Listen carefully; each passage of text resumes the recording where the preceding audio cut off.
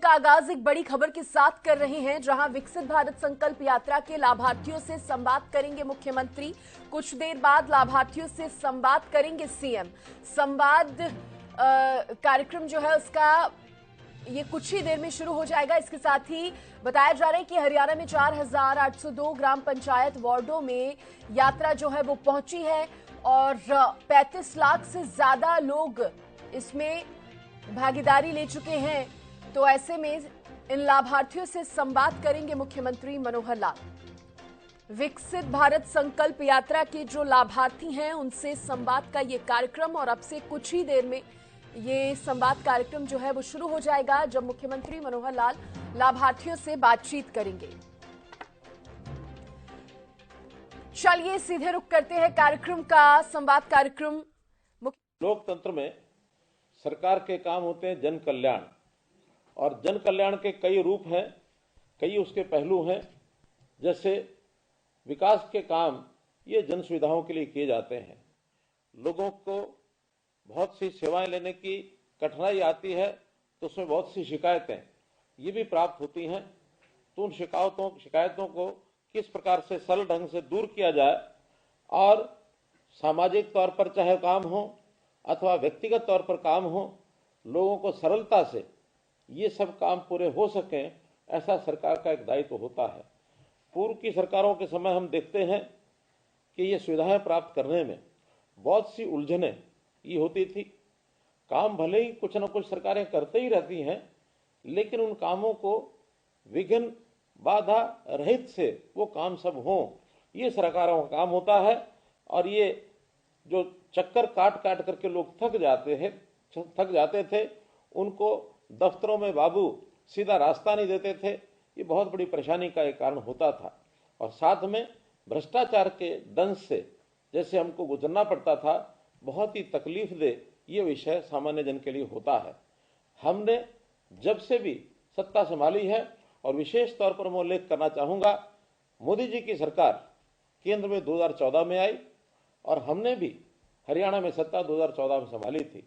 मोदी जी को, क्योंकि जमीन से जुड़े हुए नेताओं को सबको बहुत ही इस प्रकार का पीड़ाओं का एक अनुभव होता है। उन्होंने गुजरात में भी लगातार 13-14 वर्ष जो अपना शासन किया, उन 14 वर्षों में जनता की तकलीफों को उन्होंने देखा। और केंद्र सरकार में जब मोदी जी की सरकार के माध्यम से इन तकलीफों को दूर करने के लिए बहुत से ऐसे बीड़े उठाए और उसमें सुविधाएं उपलब्ध कराने की और जो है मुहिम चलाई। उस मुहिम में अंतिम व्यक्ति को किस चीज की आवश्यकता होती है, उसकी उन्होंने एक प्रकार से व्यवस्थाएं बनाई।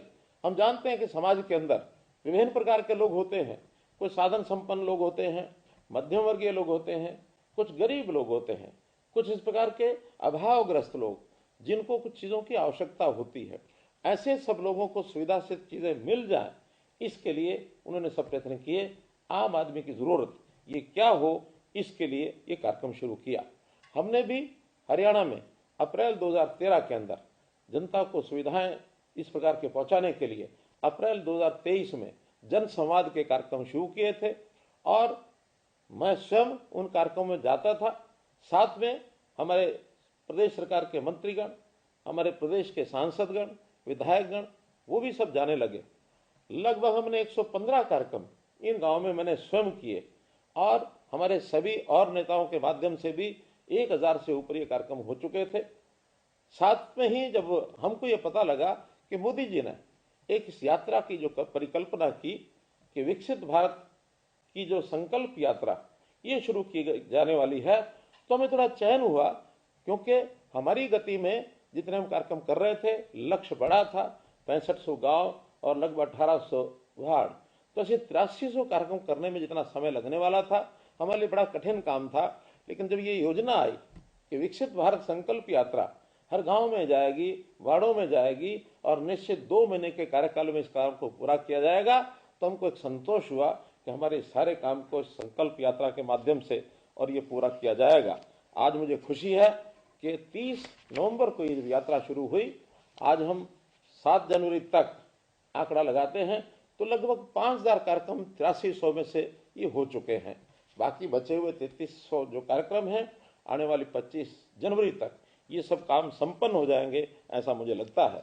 आज इस अवसर पर ये जो विकास यात्रा, जिसको हम कह सकते हैं कि मोदी की गारंटी वाली गाड़ी, ये जो मोदी जी की गारंटी वाली गाड़ी गांव गांव में पहुंच रही है, हमारे बीच में आ रही है, और हम सब बड़ी संख्या में वहां उपस्थित होकर के और इस कार्यक्रम को सफल कर रहे हैं। मैं आप सब महानुभावों का बहुत ही एक प्रकार से अभिनंदन ये करता हूं। हमारे इन कार्यक्रमों में सब प्रकार के लोग आ रहे हैं, युवा भी आ रहे हैं, महिलाएं आ रही हैं, किसान आ रहे हैं, गरीब मजदूर, ये सब उसमें आते हैं और अपनी अपनी तरह की जो योजनाएं हैं उसका वो लाभ उठाते हैं।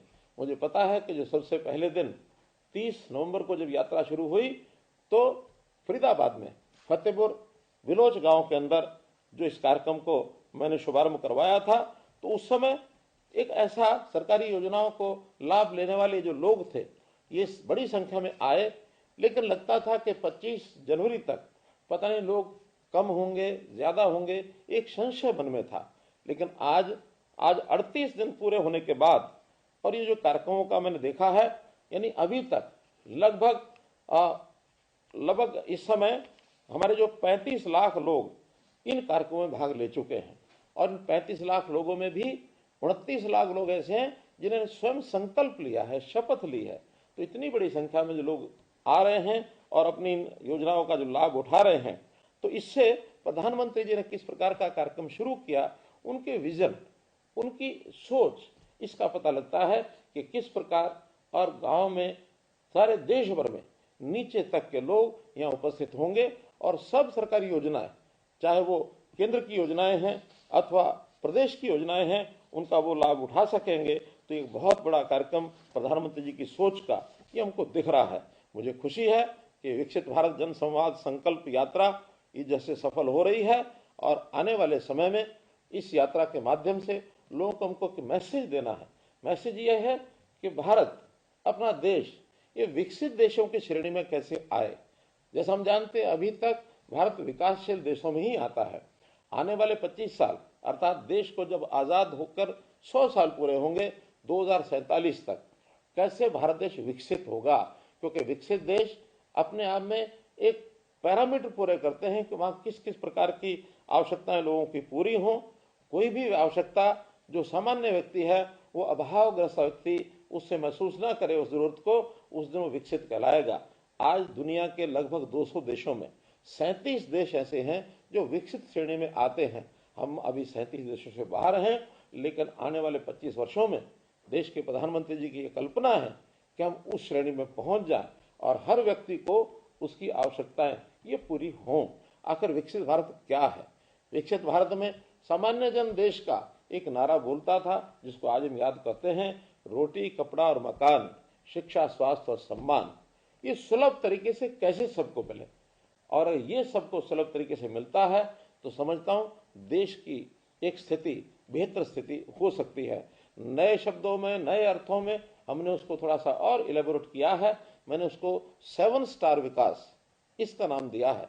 7 स्टार विकास में शिक्षा, स्वास्थ्य, सुरक्षा, स्वाभिमान, स्वावलंबन, साथ में सेवा और सुशासन, ये 7 स्टार विकास की कल्पना ये हमने की है और इसके आधार पर हम हरियाणा में बहुत सी सेवाएं लोगों को दे रहे हैं। हाँ, कुछ हमारे यहाँ रोग भी लगे पिछली सरकारों की एक छोटी सोच के कारण से, जो दूरदर्शिता नहीं थी, जिसके कारण से बहुत सी समस्याओं के अंदर और समाज को डाल दिया। खास करके मैं जिक्र करूंगा 3 सी इनसे निजात पाने का काम भी हम कर रहे हैं। उसमें सबसे पहले corruption, first C is corruption, दूसरा सी क्राइम और तीसरा C caste based politics. Caste based politics यानी जातिगत राजनीति में लोगों को झोंक दिया और जातियों में बांट करके रख दिया। हम इसको अच्छा नहीं मानते हैं। सारे हरियाणा के समाज को एक स्तर एक समान मान करके समरसता ला करके और समाज की सेवा का हम काम करेंगे।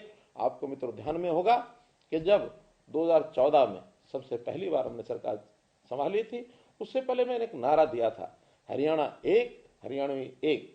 हरियाणा एक हरियाणवी एक का अर्थ यह है कि हम सबसे पहले अपने आप को हरियाणवी माने। हमारे छोटे छोटे वर्ग हो सकते हैं, जातियां भी हो सकती हैं, व्यवसाय हमारे हो सकते हैं, आयु का अंतर हमारा हो सकता है, लेकिन इन सब बातों से ऊपर अगर एक सोच लेकर के चलनी है तो हम हरियाणवी हैं, हरियाणा एक, हरियाणवी एक, इस बात को यदि लेकर के चलेंगे तो निश्चित रूप से आगे बढ़ेंगे।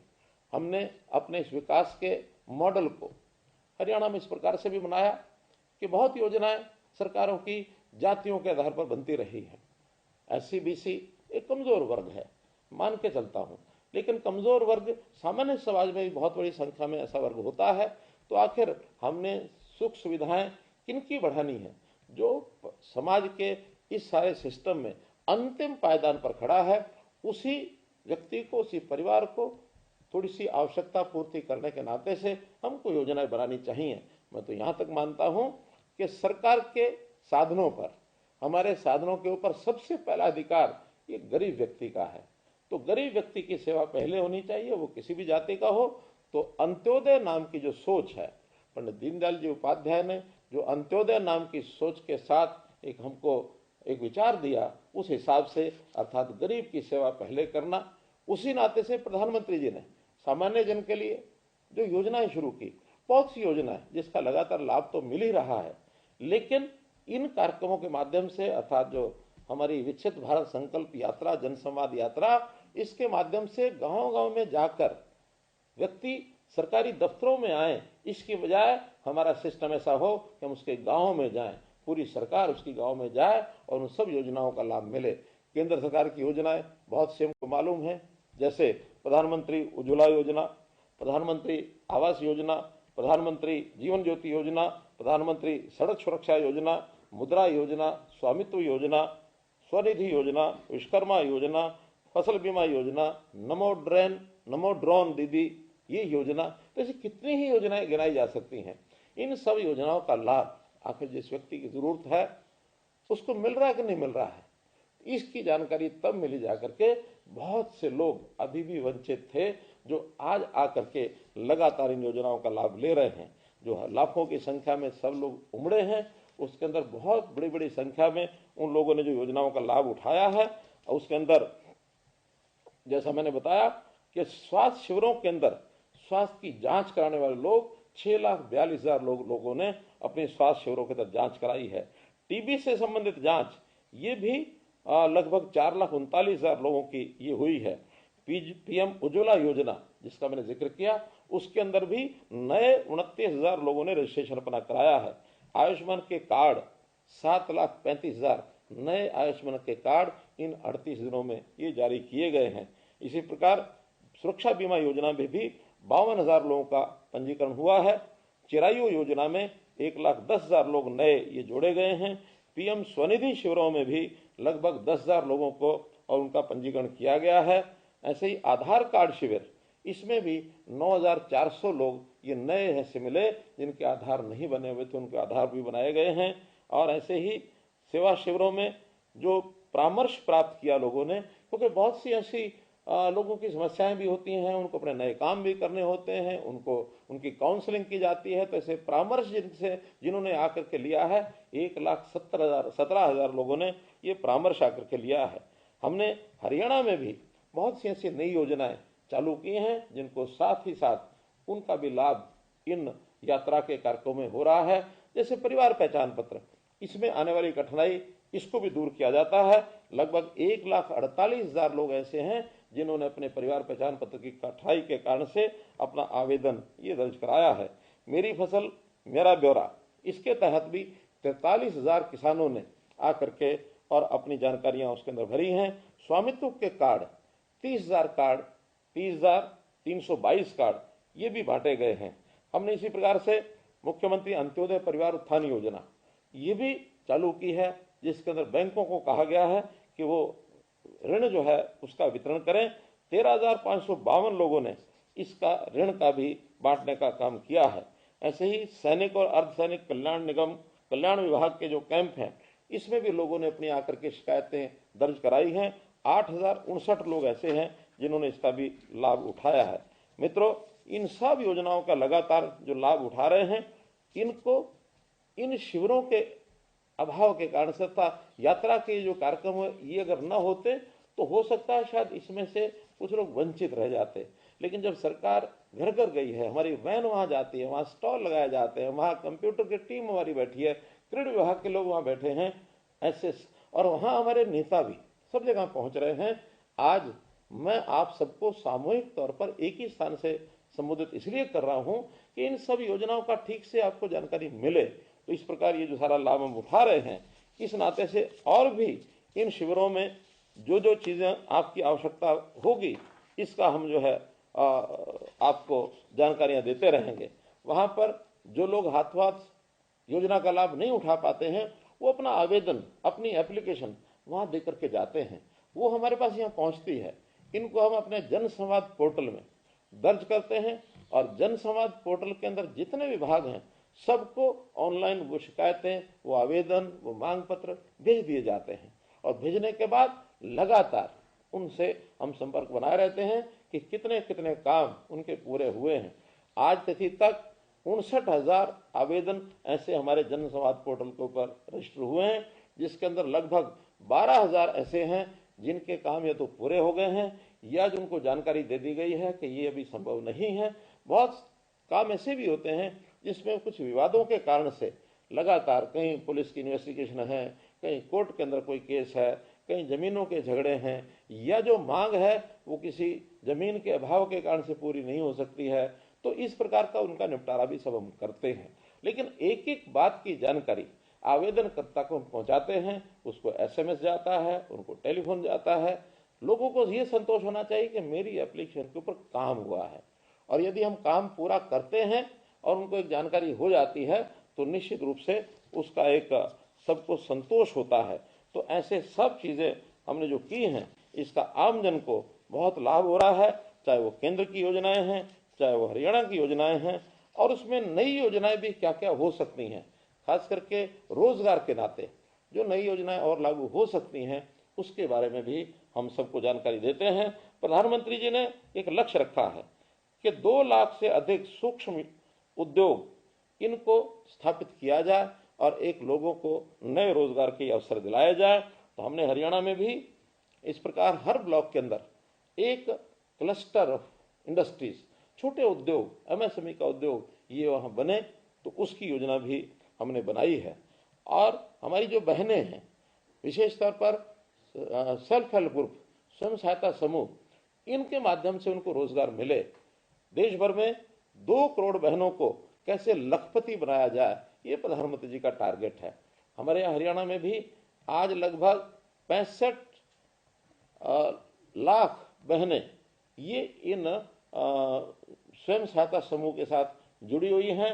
इनके साथ, इनके माध्यम से उनको बहुत बड़ा आय का एक स्रोत बना है। अपने छोटे छोटे उत्पाद बनाते हैं, उनको मेलों में, बाजार में, या जहां आवश्यकता होती है वो लोग अपने स्टॉल भी लगा करके बेचते हैं। इन सबको व्यवस्थित तौर पर इनका सामान सेल्फ हेल्प ग्रुप के माध्यम से जो बनाती हैं बहनें, सामान की बिक्री हो। शहरों के अंदर में योजना बनाई है कि साझा बाजार ये बनाया जाए, और साझा बाजार में हर शहर के अंदर कुछ दुकानें ऐसे सुनिश्चित करेंगे कि जो आवश्यकता पड़ने पर किसी भी सेल्फ हेल्प ग्रुप को अपनी बुकिंग करके वो महीने में 1 दिन के लिए, 2 दिन के लिए, 3 दिन के लिए, क्योंकि उनको मैं मानता हूं कि इतना सामान नहीं होता कि पूरा महीने का महीना उनको खोल के रखना है। अगर कुछ दिन भी महीने में अपना जाकर के सामान बिक्री का वो सिस्टम बनाते हैं तो अपने आप में बहुत बड़ा काम उनका हो जाता है। हमने भी फूड प्रोसेसिंग यूनिट्स हरियाणा प्रदेश में, यानी छोटे छोटे जो खाने पीने की चीजें जिसके कारण से हमारा जो किसान का उत्पाद है रॉ मटेरियल के नाते वो काम आता है, ऐसे हरियाणा में पिछले 8 वर्षों में 28,000 फूड प्रोसेसिंग के यूनिट भी लगे हैं। लाखों लोगों को इसमें रोजगार भी मिला है। और स्थानीय तौर पर ऐसी बहुत सी चीजें होती हैं जिसकी एक प्रकार से लोगों को उसका लाभ मिलता है खाने पीने की चीजें बनाने में। जैसा हम जानते हैं रोहतक की रेवड़ी मशहूर है, जैसा हम जानते हैं हांसी के पेड़े मशहूर है, जैसा हम जानते हैं कैथल की फिरनी मशहूर है, गुहाना की जलेबी बड़ी मशहूर है, पानीपत का अचार बड़ा मशहूर है, समालखा का घेवर बहुत मशहूर है, त्रावड़ी के बासमती चावल, ये भी छोटे छोटे पैक में हमने बेचना जो प्रारंभ किया है, इससे लोगों को लाभ मिला है। जींद की बूरा, रेवाड़ी और जगाधरी के बर्तन, तो हर स्थान की अलग अलग चीजें ये हरियाणा के अंदर बहुत ही मशहूर हो चुकी हैं। ये भी सेल्फ हेल्प ग्रुप के लोग पैक करके और बाजार में बेचते हैं, उसका बहुत बड़ा लाभ ये उनको मिल रहा है। तो भाइयों बहनों, ऐसा जो हम जो चीजें आपके लिए सब बना रहे हैं, कर रहे हैं, इन सब की योजना आपको पता लगती रहेगी। हमने पिछले दिनों के अंदर ग्रामीण क्षेत्र के अंदर जल से नल जो प्रधानमंत्री जी ने योजना चलाई थी, हर गांव के अंदर नल से जल ये पहुंचाया गया है। फिर भी बहुत परिवार ऐसे रह गए थे और इसके जो कनेक्शन का एक प्रकार से रजिस्ट्रेशन अभी जो लोगों ने कराया है उनको बहुत जल्दी उसके कनेक्शन मिल जाएंगे। बहुत लोगों के पिछले वर्षों के बिल पेंडिंग थे, पानी के बिल अभी हमने कुछ दिन पहले ही योजना बना करके 1 साल का जो पिछला बिल है गरीब परिवारों का, खास करके अनुसूचित जाति के परिवारों का 240 रुपया ही केवल लगेगा, चाहे वो हजारों रुपए बाकी हो, सब माफ कर दिया है। ऐसे ही अदर देन शेड्यूल कास्ट, अनुसूचित जाति के अतिरिक्त बाकी परिवार हैं, उनका अधिकतम 480 रुपया साल का ही देना होगा, इससे अतिरिक्त नहीं देना होगा। ऐसा हमने 372 करोड़ रुपया मूल राशि, उसका ब्याज, पेनल्टी, ये सब माफ कर दिए हैं, ताकि हम बहुत कम राशि दे करके अपने बिजली के बिल को, कनेक्शन को रेगुलर करा सकें, ताकि आपको पिछला बकाया न देना पड़े। और ये राशि भी यदि तुरंत एकदम न दी जा सके तो अगले 1 साल में महीने के महीने हम बांट करके 12 किस्तों में इसको जमा करा सकते हैं। तो मैं यही कहूँगा कि आज प्रधानमंत्री जी का वो जो स्वप्न है, उस स्वप्न को पूरा करने के लिए ये जो यात्रा है जिसको हम सफल कर रहे हैं, इसका लाभ हम सबको हो। कोई भी आपकी आवश्यकता है, आप जो बचे हुए गांव हैं वहाँ इसका ध्यान करें कि सब लोग अपने अपने हिसाब से इन यात्रा के स्थानों पर पहुँचें। हर दिन एक रथ के 2 कार्यक्रम होते हैं, एक प्रातःकाल 11 बजे से लेकर के 1 बजे तक होता है, दूसरा 3 बजे से लेकर शाम 5 बजे तक होता है। तो ऐसे 2-2 कार्यक्रमों के अंदर सब गांव के लोग हमारे यहाँ पहुँचेंगे। जिन्होंने लाभ ले लिया है वो भी पहुँचे, नई जानकारियाँ मिलेंगी। जो किसी भी योजना का लाभ लेना चाहते हैं वो भी वहाँ पहुँचें, चाहे उसके अंदर स्वामित्व कार्ड हो, चाहे स्वामित्व की रजिस्ट्रियाँ हों, चाहे बैंक का ऋण हो, अथवा किसान क्रेडिट कार्ड हो। प्राकृतिक खेती करने वाले किसानों से भी वहाँ बहुत सी योजनाएं बताई जाती हैं। जन संवाद के इस कार्यक्रम के माध्यम से हम लोग जो कर रहे हैं, इसका लाभ सबको हो रहा है। आपको बहुत बहुत धन्यवाद करते हुए मैं अपनी बात समाप्त करता हूँ, शुभकामनाएं देते हुए समाप्त करता हूँ। आपको बहुत बहुत आभार, बहुत बहुत धन्यवाद। सुन रहे थे आप मुख्यमंत्री मनोहर लाल का विकसित भारत संकल्प यात्रा के लाभार्थियों से संवाद कर रहे थे। मुख्यमंत्री मनोहर लाल क्या कुछ कहा, उन्होंने कहा कि जन कल्याण के लिए चलाई गई है यात्रा, ताकि जनता तक सभी योजनाओं का लाभ पहुंचे। पिछली सरकारों पर भी सीएम मनोहर लाल निशाना साधते नजर आए। इस दौरान पिछली सरकारों में चक्कर काट काट कर लोग थक जाते थे, लेकिन काम नहीं हो पाते थे। मुख्यमंत्री ने कहा जनसंवाद कार्यक्रमों के जरिए लोगों की समस्याएं सुनी जा रही हैं। संकल्प यात्रा से जनसंवाद कार्यक्रम भी तेज हुए हैं। इसके साथ सीएम ने कहा कि अब तक संकल्प यात्रा के लगभग 5000 कार्यक्रम हो चुके हैं, आगे भी होंगे। मोदी की गारंटी वाली यात्रा है। जन कल्याण के लिए ये यात्रा चलाई जा रही है, जिससे जनता का भला हो, योजनाओं का लाभ जनता तक पहुंचे, यही सरकार की कोशिश है। पिछली सरकारों पर निशाना साधते हुए उन्होंने कहा कि पिछली सरकारों में लोग चक्कर काट के थक जाते थे कार्यालयों के, लेकिन काम नहीं हो पाते थे। लेकिन बीजेपी की कोशिश है, हमारी पार्टी की कोशिश है कि खुद जनता तक पहुंचे और योजनाओं का लाभ उनको मिले।